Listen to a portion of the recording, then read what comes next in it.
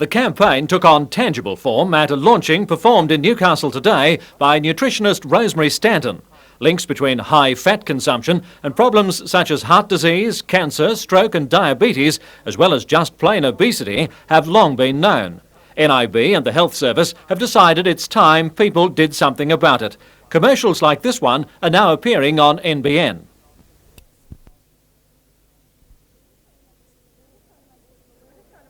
We're just trying to make people aware of the fact that all the foods that they're asking for are actually high-fat foods, because they don't realise that. So first of all, we make them aware of it. Then through the series of commercials on radio and television, and also through a series of pamphlets available in supermarkets and some cooking demonstrations, we're going to give them the method to get rid of the fat in the diet and still have food that tastes terrific. Rosemary Stanton endorsed the campaign, saying that despite the demise of the baked dinner, Australians are eating more fat than ever, especially that hidden in fast food. Leaflets are available from supermarkets explaining the problem and suggesting low-fat but attractive dishes. And Rosemary pointed out the growing realisation of a connection between fat intake and breast cancer. Well, there's a lot of evidence now that supports that. So breast cancer, particularly in women over the age of 40, seems to be very strongly linked with the fat in the diet. And fat alters some hormone-related substances in the breast tissue of older women. So it's extremely important that women cut down on fat.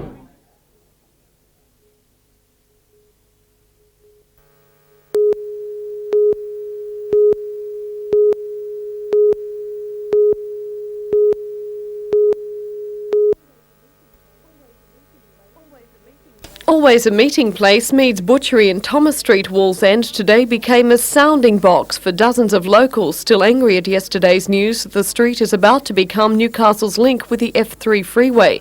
Since an environmental impact study was launched in 1987 to investigate the pros and cons of taking the dual carriage link through Thomas Street or the alternative Cowper Street, Butcher Noel Mead has heard his customers voice all types of concerns about safety, noise and accessibility. He's even encouraged them to put those concerns on paper. We had petitions here in the shop for weeks and weeks. We got hundreds of signatures.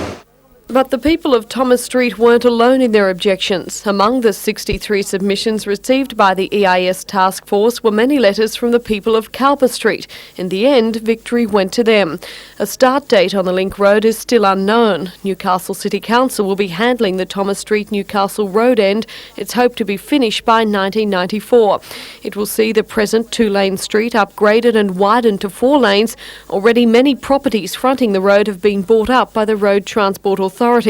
They'll be demolished to make room for extra lanes. But what seems to be hitting the people of Thomas and surrounding streets hardest of all is the fear that if this piece of road does go ahead, it's going to spell an end to what has always been a very close-knit community. They say once a piece of road as wide as this one's in place, it will effectively cut their whole suburb in half. It's going to cut this area completely in half. I live up there and all the shops are over here, and I'm going to have no way of getting across the street at all. It'll cut Wallsend in halves. Everybody's against it. It'll split the suburb. It will really split the suburb. You think so? Yes. In what way? Just access. There's also fears about safety. Many say they're already nervous about letting their children near the already busy street.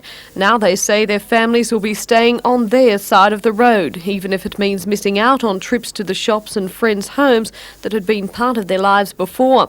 But despite the strength of feeling and their protests of the past, the people of Thomas Street now look like they're just going to accept defeat without a fight. Those we spoke with today admitted they thought the end result had seemed inevitable for a long time, and most weren't keen to put their efforts into any further form of protest. So I think it's got to the stage where we think we've got to accept it. They just don't take any notice of us.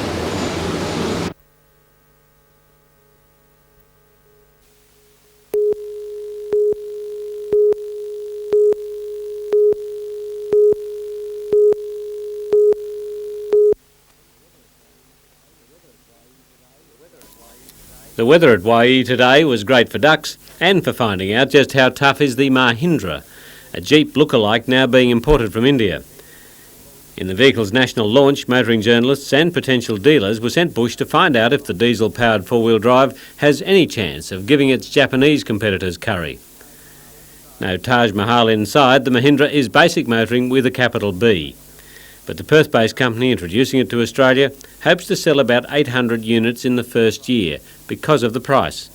I think it's going to be primarily the primary producer. It will help because of the fact that the vehicle is a derivative really of the famous World War II Army Jeep, and there's really not much to go wrong, no matter where it's made. The fact that it's got a Peugeot diesel engine and the fact that it's just so completely simplistic in everything that it does, I think should be a big plus for it. Driving the Mahindra is really like stepping back in time. Suspension's bone-jarring, the brakes rather vintage.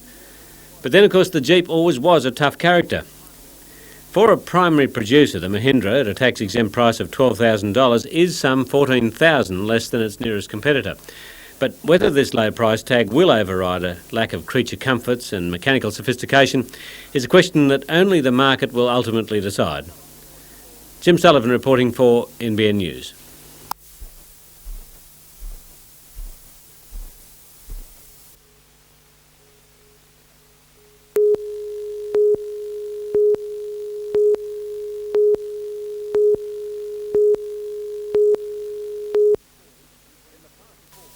In the past 4 weeks, between 6 and 10 big eucalypts have been cut from this waterfront reserve near Dutchy's Beach. Unnamed witnesses have told council the trees were attacked by gangs wielding chainsaws. With fines up to $2,000 per tree, the offenders could face penalties up to $20,000. But despite a growing awareness of the environment, Port Stephens Shire Council cannot find anyone willing to testify in court. Without such cooperation, the offenders will go unpenalised and tough legislation loses its sting. And there's good reason for council's concern. Apart from the natural beauty of it and the ecology of it, this is a very unstable sand dune. And as the vegetation is taken off the top, it starts to move. And it would eat its way back towards the properties and actually endanger them very quickly. The only apparent motive for this unnecessary harvest of native trees appears to be a better view of the water for residents. Instead of seeing the bushland as an asset, council says some property owners consider it a liability. Apart from vandalism, there are a number of others. Views, it's one of the ones we do get all the time. Other times people are doing it actually to use the tree as firewood, and other times we can see no obvious motivation at all. But the damage is not isolated to Dutchy's Beach. Around the point at Nelson Bay, these young trees have been ring-barked and poisoned. Over the years, this once bushy embankment has been slowly denuded by vandals. In cases such as this one here, the damage doesn't become apparent until the trees are dead, and at that stage it's too late to take any remedial action.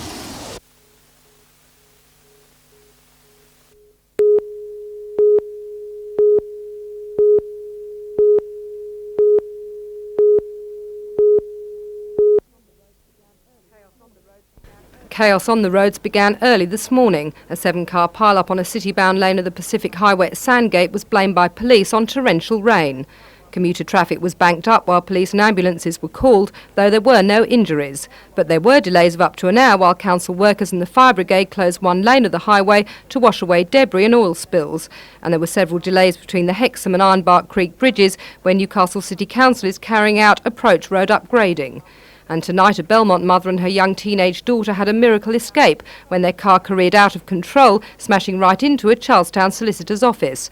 The white Commodore veered across the median strip, clipping 2 cars before landing up inside the offices of Baker, Love and Geddes. All of a sudden there was a loud shattering noise and the walls were shaking like the earthquake. And then there was just a bang as the car hit this window over here, and then there was just shattering glass and bits of glass falling, and everybody was screaming and people were running around.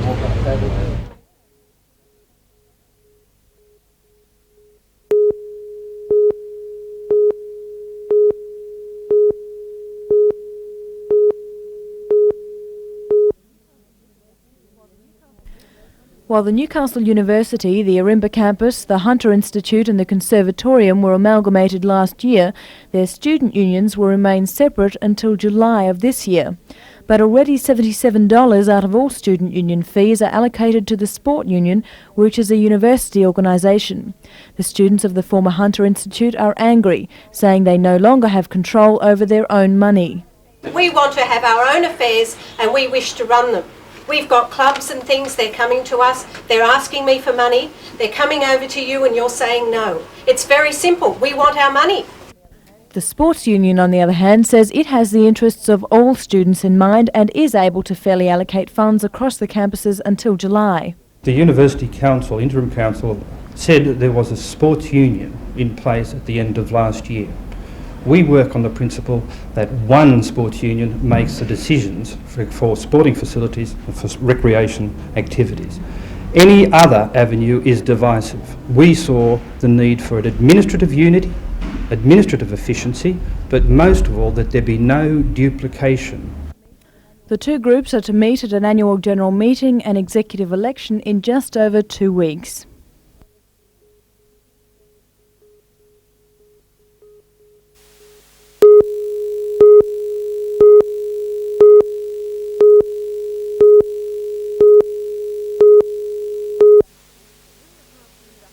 During the past year, the Hunter Orchestra has undergone dramatic changes. Internal bickering and a financial debt of more than $17,000 almost meant the demise of the orchestra. On top of all that, the state and federal governments withdrew vital funding. At tonight's annual meeting, though, Chairman John Robson was optimistic about the future of the orchestra. Well, we're hoping it's heading to be a full-time professional orchestra, the first residential professional orchestra in Australia by 1997. That's our main aim at the moment. After negotiations with both government bodies, $50,000 worth of funding has been restored and an extra $10,000 allocated for administrative costs. As part of the recovery, the orchestra has been cut from 65 to 40 players, with former members being asked to re-audition. Mr Robson is critical of 2 players who refused to audition and later claimed they'd been sacked. We have a right and a duty to present the very highest artistic standards, and after all, if footballers and cricketers have to re-audition each year to stay in the team, I can't see why musicians shouldn't also.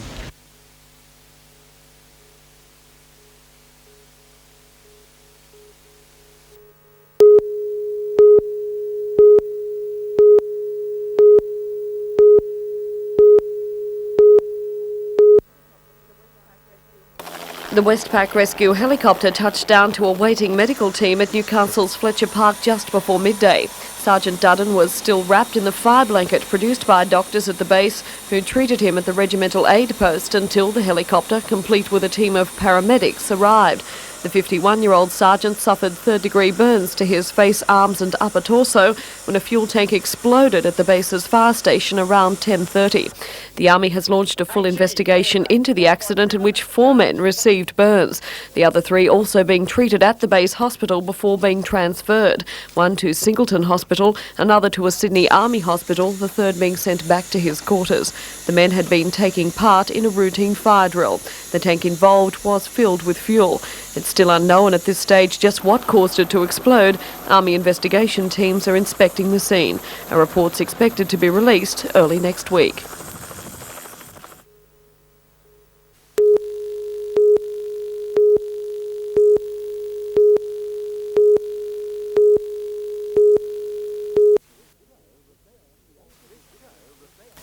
This show reflects the ancient Egyptians' concern for eternal life. Thousands of years ago, artists turned their talents to protecting the dead in the afterlife. Statues like these were put in tombs en masse. Endowed with magical qualities, it was believed they'd perform menial tasks for the departed. This fragment would have sat at the head of a tomb. Its hieroglyphics on the back, important instructions to help on the journey to the afterlife. There are scarabs to protect the dead on Judgment Day. Masks to cover the mummified faces of both people and animals. And you can have a piece of ancient Egypt for a price, $10,000 for this head, or $100 for these. The Antiquities will be on show for the next 4 days, with part of the proceeds to go to the university's Art Acquisition Fund.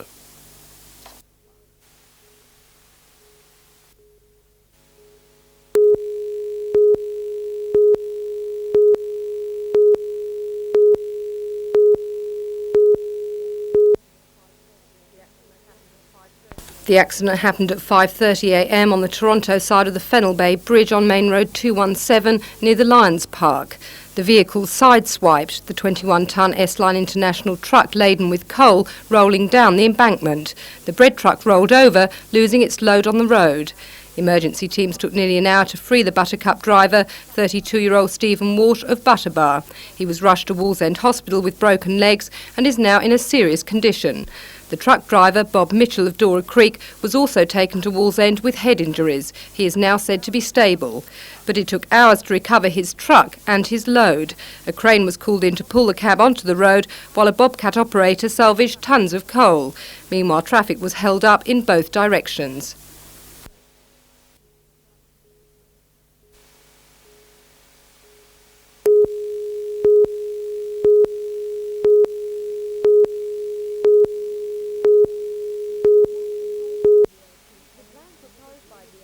The plan proposed by BHP Collieries will include the rehabilitation of this 4-kilometre stretch of sand dunes, wetlands and natural bush. This area is part of the former John Darling Colliery, where extensive sand mining has been carried out on nearly 20% of the land. That sand mine site, covering 100 hectares, has become a dumping ground for old cars and a popular skid pan for local teenagers. It's there that BHP foresees a tourist facility and conference centre. The $200 million development includes 2 hotels, a golf and tennis club and a small retail village. It's also proposed that up to 600 low-rise condominiums be built around the golf course. The draw card for local residents is the rehabilitation of sensitive ecological areas into a wetlands park and a flora and fauna reserve. The plan has been devised over the last 2 years, and although BHP commissioned the study, it's unlikely it will ever build such a development. So BHP looking to build this themselves? No, we wouldn't think so, but they're keeping their options open. It's not their core business. What they're on about at the moment is to set about with council and in consultation with local community interest groups to define and agree a plan, a development control plan, which will form and fix the future form of development for the area.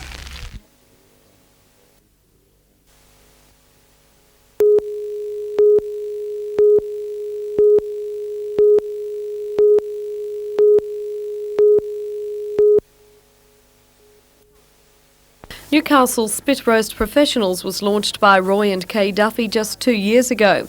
In that time, it's built itself a small empire with 20 outlets statewide and has attracted the praise and endorsement of such culinary stars as Bernard King. And now it's going to try for a Yankee flavour. With news, the Australian Trade Commission is setting up an office in Miami to begin the groundwork for the company's onslaught onto the taste buds of the Americans. Particular parts of the US that you really could see it fitting into the lifestyles? Well, I think we'd have to say California, and we have already done some independent research which suggests that there's a great call for it in Texas. I think it's the similarities in entertaining styles, the climatic similarities too. They have similar lifestyles in many of the states. They like entertaining at home, they're affluent enough to be able to do that. At this stage, research hasn't decided if the spit roast will keep its original name or if the lamb, beef and other meats and salads used will come from Australia, though Kay Duffy insists that the product they'll be dishing out over there will keep its distinctive Australian and Newcastle flavour.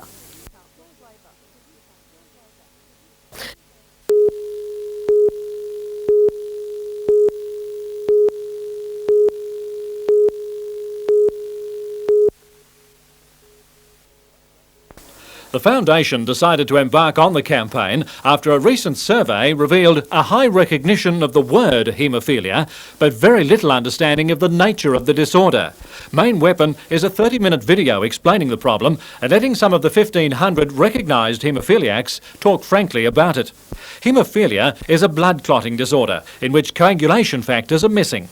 You can't catch it, it's passed on by mothers only to their sons. Females don't suffer haemophilia, but they are the carriers. However, it can also occur through genetic mutation with no family history.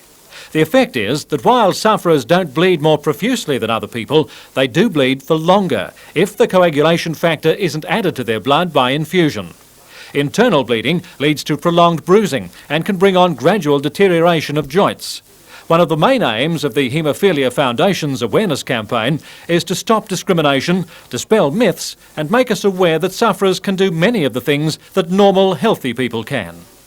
I like to play soccer and things like that, but the kids, they mean to kick you in the ankles, so I get ankle bleeds. But there are stacks of other things I can do, like stamp collecting, golf, tennis, things like that. So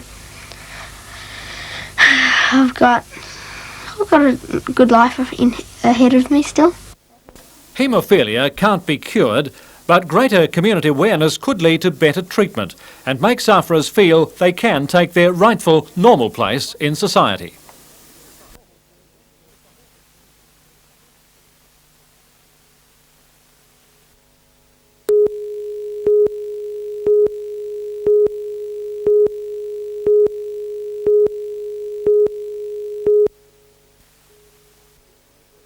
Dismal Easter weather reduced the tournament from the usual 54 to just 27 holes. The youngsters managed a full round on Sunday, but the traditional Monday finish was well and truly washed away. So today it was a high-pressure 9-hole struggle to the end. Performing under the watchful eye of tournament instigator Jack Newton, the juniors showed an awesome blend of power and maturity. Equal tournament leaders were Brendan Ellum and Philip Sogard, who held a narrow one-shot advantage over Australian representative Dean Larson. Still, with the demands of the senior ranks at least 3 years away, all the competitors showed they had the talent and enthusiasm to make an impact on the future of the game. The most commendable thing, I think, from the kids' point of view is that there's been no whinging or moaning, and they just want to get out there and play golf, which I find very, very refreshing. Being involved with some of these younger kids, because the big kids, I'm sure, wouldn't handle it so well.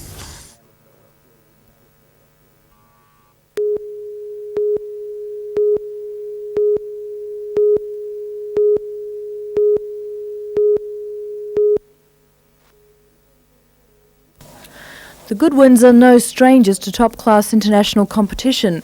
Between them, they have medals and trophies from all over the world. Iris has twice been a place-getter in the World Cup title, and Eddie is 1989 New South Wales state champion. This year, the USSR extended an invitation to Australian veteran cyclists to compete in their National Veterans Championship, which until now has been closed to Westerners. We'll be competing in the Russian National Championships, which will include the time trial, road race, criterion, and more than likely a hill climb. Just to go to Moscow and be in Russia and say, oh, I've been there, it will be quite exciting. Iris is the only female in the Australian team, so our medal hopes in the women's events rest on her shoulders. Although the Goodwins have not competed against the Russians before, they believe the Australian team will be up there with the best. I rate the Australian team's chances very high. And if I'm fit, I don't really worry about the others. I think they've got to worry about me. So if luck's with me and I hit form and I've got some good teammates behind me, I think the Australian chances are as good as anybody else that are there. The race will be held early this August, and the Australian team will then move on to Austria for the World Veteran Championships.